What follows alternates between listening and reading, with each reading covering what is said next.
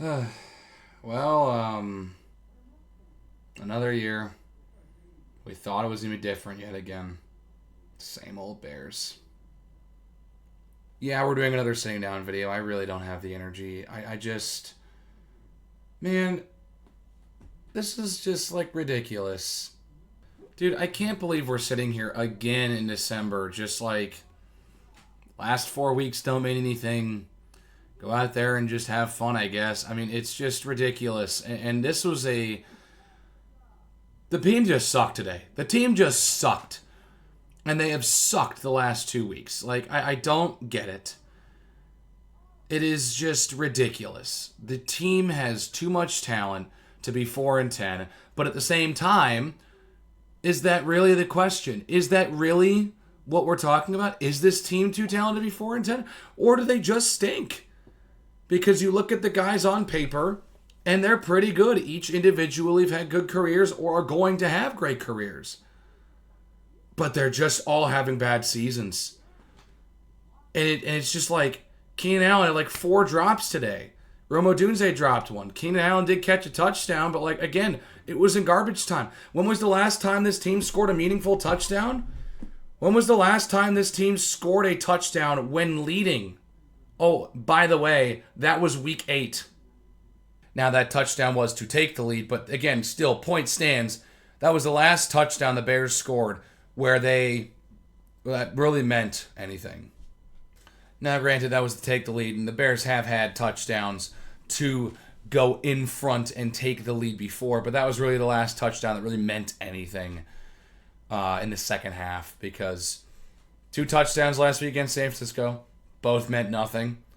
The 3 touchdowns against the Lions, you could argue that last one to DJ Moore was huge because it put the game within 1 score, but again, if we're talking about just taking the lead, I mean, again, they didn't take the lead in that game. The touchdowns in the Vikings game, the first one, while some of them were important, of course, that one to Keenan Allen important so that they could tie the game again. It still lost. It's like you keep going back, and it's just like, dude, we got to go back to week 8 where the team scored a touchdown to take the lead in the second half. I think about it a lot, actually. I think about it a lot, about how if the Bears just simply knock down a Hail Mary in week 8 and they go to 5-2 and number 1 beats number 2, you get a statement win on the road. Matt Eberflus possibly saves his job with that one.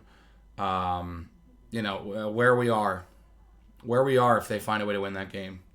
Like, I don't know where we are, but it's whatever better than this. Because now they're staring down the barrel of an 11-game losing streak to end the season, because they ain't winning the game for the rest of the year. Let's be honest with each other. They got the 12-2 Lions next week, the 8-6 Seahawks in 2 weeks on Thursday night. I don't care that if they might have to start Sam Howell in that game. They're probably still going to find a way to lose that. And then you got the 10-4 Packers on the road. They're not winning another game. Like, seriously, that Niners game was the best game and the best chance they had at winning a game for the rest of the year. We are actually going to be sitting here after the first week of January, not just eliminated again, but we're talking about an 11-game losing streak to end the season. We thought it couldn't get worse than a 10-game losing streak to end the season 2 years ago. Now we're possibly talking an 11-game losing streak to end the season. And that is just mind-boggling. And sometimes you just have to sit there and just like, what do you got to do? What do you have to do at this point? Because you look at some of these organizations. Hell, look at the organizations in our division. All 3 of the other teams in our division have 10-plus wins right now. You look at the Vikings. How many people at the start of the season who were just casual watchers or people who just follow the NFL thought that the Vikings were going to make noise this year with Sam Darnold as their quarterback, as a transition guy? Not many people. They're one of the best teams in the league. Because guess what? They have great coaching that can elevate the players on their roster. Look at what Green Bay is doing. 10 wins. You look at what Detroit's doing. 12 wins. The division has a combined 3 losses to teams outside the NFC North this year. Each team has now lost just one game. Around the Lions have now lost 2. So there's a combined 4 losses between the Lions, Vikings, and Packers against teams that don't play in their own division. That is ridiculous. That is unheard of. And yet 2 of those teams are going to have to play on the road week 1 in the playoffs, or well, the wild card round, if you will. And 2 of them, and one of these teams is probably not going to get a home playoff game this year unless the 7 seed miraculously meets them in the NFC Championship game. So it's just like unfair for 2 of these teams in this division. But at the same time, you got to look at the Bears. They're stuck having to play this division. 6 of their last 8 games are against these 3 teams. Wow. They got a bad schedule. Now, I thought the schedule was actually not that bad when it came out. I was like, man, that's a pretty bad gauntlet. Tough games to end the year. But it's like, oh well, if the team struggles a little bit, they need time to gel. They got some of those easier games. They can still be in contention and still compete. Why did I think anything was gonna be different? Why did I let myself why do we let ourselves believe? Why do we believe? Seriously, I mean, Bears fans, let's have a serious conversation. Why do we believe? If there's anything I've learned from this season is to never have hope, never believe, never get excited. Just have no expectations, because then at that point you can't be disappointed if they just play bad, because they're going to every year until McCaskey sells the organization. What about this season tells you that they're going to make the right hire at the head coaching position? They're going to make the right pick in the first round. They're going to make the right moves in free agency. What about the last handful of years has told you that they're going to make the right decisions? Absolutely nothing. So, I mean, I think we owe it to ourselves and our own sanity to go into the season every year from here on out until they do something, to have no expectations and just expect them to win 5 or 6 games and be content if they do, because that's what this team is right now. And that's what this team has been ever since George McCaskey stepped in as the majority owner for this franchise. Which, by the way, George, I can't believe we're having this conversation again after you finally fired a coach mid-season. Are you content with one playoff win? Or actually, no, not even a playoff win, because you took over in 2011. You took over the year after the Bears last won a playoff game. You feel content with 2 playoff appearances and 2 playoff losses in, what would that be, 13, 14 years? You content with that? 2 winning seasons as a majority owner? You've had 2 seasons where you've won more than 8 games, and in one of those seasons you didn't even make the playoffs? You proud of yourself or something? Oh, but it's all going to be fine because you're going to get that stadium deal done, so you're going to look like, it's going to be great. At some point you got to start caring about the product on the field. Instead of just trying to cut corners and save yourselves a couple million of dollars or whatever, right? You got to just, be able to break the bank. Your franchise is worth $8 billion. At some point you got to go out there and say, hey, this whole cutting corners, this whole not willing to spend money thing hasn't been working. I think it might be time to try and actually spend something so that maybe our franchise could even, I don't know, raise in value a little faster than what it is right now. Because obviously it's going to continue to appreciate in value just because of, the how the economy works, and it naturally raises in value over time. This has been a thing for years. But, wouldn't it be nice, instead of, raising your franchise's worth from $8 billion to $9 billion over the next 10 years, to go from $8 billion to $10 billion in the next 4 because your team's good or something like that, right? I'm just throwing hypothetical out there. Wouldn't it be nice for your team to be good? I don't know. Wouldn't that be nice? Do you care? Do you care? Look, this is one of those games you go into expecting to lose pretty badly, and then you're still disappointed because, it's not like the team even showed any life. The only player on that team who showed any level of competency was Jalen Johnson, because he locked down Justin Jefferson again. But before you start saying like, oh well, he had these amount of yards and everything, they said it on they put it up on ESPN. Justin Jefferson, the vast majority of Justin Jefferson's work today was when they got him off of Jalen Johnson. I think it was 6 of his 7 receptions, including the touchdown catch, was when they matched Justin Jefferson up against literally anyone else besides Jalen Johnson. He was the only guy on the team that actually like played well, in my opinion. Because Keenan drops 4 passes, Rome drops a pass, DJ Moore is basically just some gadget guy. They run him out of the I formation once. They have him do like 3 wide receiver screens. Like, I don't know what we're doing. I knew that, like, we weren't going to have a lot of time to throw the ball because the Vikings pass rush is really good, and the Bears have like 3 of their starting O-linemen out or whatever. So we're starting Kieran Amagaji, who's a project, and he was terrible today. Shows that he's still got a lot of work to do. And it's just like, I don't know, man. Like, where do you go? Where do you go from here? The team has played like they were defeated, and they're going to for the next 3 weeks. They're going to go 0-5 with Thomas Brown, which RIP, he doesn't deserve that. He had a great stretch with as offensive coordinator for 3 games, and that was my nervousness about him becoming the head coach and picking him specifically instead of Eric Washington or Richard Hightower. I think those are the 2 other coordinators. I think that's correct. Because I didn't want to take Thomas Brown out of the booth. Because I was like, look, if he's in the booth calling plays, he's not going to be able to do that. Because as head coach, you got to be out in the field. So, I mean, I don't know, man. It's just everything's bad. And that's how it's going to be for the rest of the year. I mean, again, if you expect them to go out on a given Sunday and go out and win, you're setting yourself up for disappointment.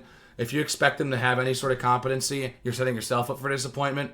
But at the same point, I still was left disappointed from this game because it didn't even seem like the team showed life.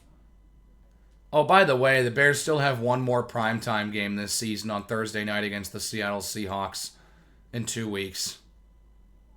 God, they play another primetime game. Oh my God, why? I can't believe I let my delusion get to me. I can't believe this. This is my own fault, by the way. I'm the one who let myself get excited. I'm the one that let myself think that things were going to be different this year. I'm the one that thought that they were going to win 10 games because they had a pretty easy schedule to start, and then I thought they were going to progress as a team. As good teams do. I thought they were going to progress and learn how to play as a team and get behind their rookie quarterback, and he was going to progress, and then they'd play well during the tough stretch of the year and well enough to sneak into the playoffs. And while I thought they were going to lose in the first round, I thought that, look, if they get to the playoffs, I was going to be happy at all. But, I don't know how I let my delusion let me get to that point. Maybe it was Hard Knocks. Maybe it was the just the overall expectation about, the good finish the team had last year, the good finish the team had last year. I don't know, man. I don't know what got beyond me, but wow, they were bad this year. Wow, this might be the most disappointing Bears team I've ever seen in my entire life. See, this is different than the 3-14 season or the 3-13 season, or any other season in between. Really, this is arguably worse than the 2019 season when after they made the playoffs and expectations were sky high. Be like, yeah, you lost on you had a very tough playoff loss, but guess what? You can go out. You got a good team again. Go out and make the playoffs again and try to get that win this time. And then they just fell flat on their face. But they still won 8 games, so they weren't terrible, but they weren't really the team that they were the prior year. It was true, and it was very apparent that the coaching staff in Chicago was shell-shocked after the double doink. This team just stunk. You have the talent, you have a rookie quarterback that has talent. The defense was playing great to end the year. And you have all these great things going into the season. And they go 4-2 going into the bye week. And then it all comes crashing down because they let up a Hail Mary. That's what bad teams do. They let one play like that derail an entire season. The locker room's been lost. This isn't a very likable team. Unlike some of the other teams in our division, like this Vikings team is pretty likable. They're an upstart team. Not a lot of people gave them a chance this year, even despite the great talent that they have. But they've taken a quarterback that has been scrutinized and beaten down throughout his career and made him look like a superstar. They're a likable team. I don't know, man. I don't know how this team goes 4-10 and 0-7 on the road. I don't know how that happens.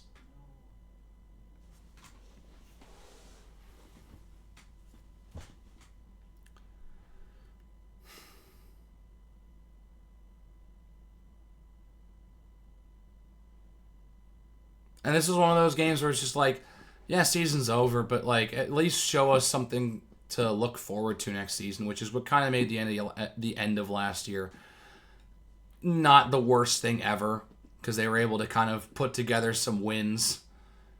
While I mean, it didn't necessarily break the offseason because they won some, I guess, meaningless games because they still had the first overall. But like, I don't know, man. This just feels meaningless. Like at this point, just lose out. Just lose out. Like, Caleb go out there, throw a couple touchdowns, but it's also just like Caleb Williams was missing passes left and right tonight. We're 14 games in. I don't know how he can't find the deep ball. Like it was different at the beginning of the season where we're 6 games in and he's struggling to find the deep ball against NFL defenses. He's still getting acclimated to the game, but like, dude, he has these guys. These receivers are getting open. They beat their corners. Hit them. It's not that hard. At some point, we have to there's got to be some expectation for the kid. I want to give him excuses because it's a rookie season, but at some point it's hard. It's hard to. You just have to go out there and execute. Like at some point we can't have any more excuses. And right now he's continuously missing the deep ball, and that is really alarming. Every single one in this game he missed. And it wasn't like it was off the fingertips or the receiver dropped it. He's missing these receivers. He's missing them. And it's mostly on the sideline throws. Throws over the middle for the better part of the season he's been hitting. But the deep throws on the sideline, he is missing. And missing badly for the most part. Not to mention in the fact in this game that this guy is just playing too much hero ball. He's at that point in the season where he's like, screw it. I mean, the season's over. Let me go ahead and just try and make a play. At least that's what I'm thinking. That's what he has to be saying to himself, because no way would any reasonable quarterback be staying in the pocket and running around for this long only to throw it away, or just try and make a play happen and then get sacked or get hit or something happens. Because good Lord, has he been holding onto the ball too much this season. Like, one of my biggest complaints with Justin Fields last season was the fact that, he still had those habits of just first read's not there, he's taking off and running. He almost ran too much. The problem with Caleb Williams, that's a voice crack, is he's not ever running the football. He didn't rush in this game. He should have. I think maybe he did. Maybe he did. But, he should have, taken the ball and ran. He's keeping his eyes downfield too much. Almost too much. But at the same time, he's not pulling the trigger. He's not throwing the football. He's not letting it loose. He's playing scared. I don't know why he's playing scared. It's week 15. You're 4-10. What do you have to lose? Oh, you threw a pick? You break the streak? Boo-hoo. It doesn't matter. Make the tough throw or just throw it away. I don't know. I don't know what he's doing. I don't know what we're scheming. We're having guys, 3 guys on the same half of the field on a 3rd and goal. What are we doing? Look, the team's just quit. They stink. They're bad. This has been apparent for the last couple weeks. They just stumbled away. Look, this team's been bad and very bad for a couple weeks. They just gave us the illusion that they were better than they were for 3 weeks against 3 division opponents and still found ways to lose all 3 games. They've been bad since they lost to Hail Mary. They've been just terrible. They found a way to stay in games, in a couple of these games, but they're just bad. This is just a bad football team. And it's a shame because they really shouldn't be on paper. But, you can get talent together, but if they can't gel well, you lose the locker room, it's over, man. And it's been over. It's been over since the Hail Mary, and we can deny it no longer. It is constant misstep after misstep after misstep. And there's self-inflicted wound. The team's playing undisciplined. The team is, like, they had a touchdown taken off the board because our backup fullback, who is a center, or actually, no, our only fullback who is a center, because we cut our fullback, by the way, didn't report as eligible to the referees. So we had a touchdown taken off the board, and we had to settle for 3 points because we had a holding penalty on Amagaji. That is just the peak example of a dysfunctional organization and a team that is just given up. In conclusion, same old Bears. And you look at some of these other teams around the league, hell, the other teams in your division, and you sit there and wonder, why can't we go out and get a guy like that? Because it all starts at the top.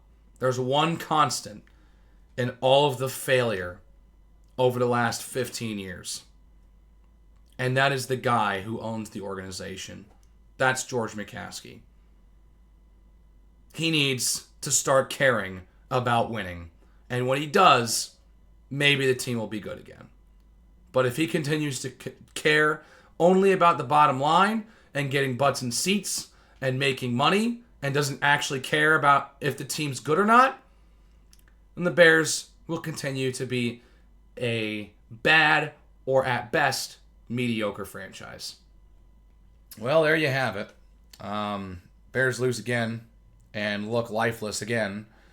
By the way, they got eliminated on Sunday. So even when the Bears aren't playing on Sunday, they still find a way to lose. It's just been the most disappointing Bears season I've watched. I mean, that is no exaggeration. This is the most disappointing Bears season I've ever watched. Man, this team just stinks, and they just are playing like they've given up. So that's it. If you enjoyed the video, somehow, please like it. Hit the subscribe button if you want to see more content from me. Keep the conversation going in the comments below. And I will see you guys in the next one. Bye.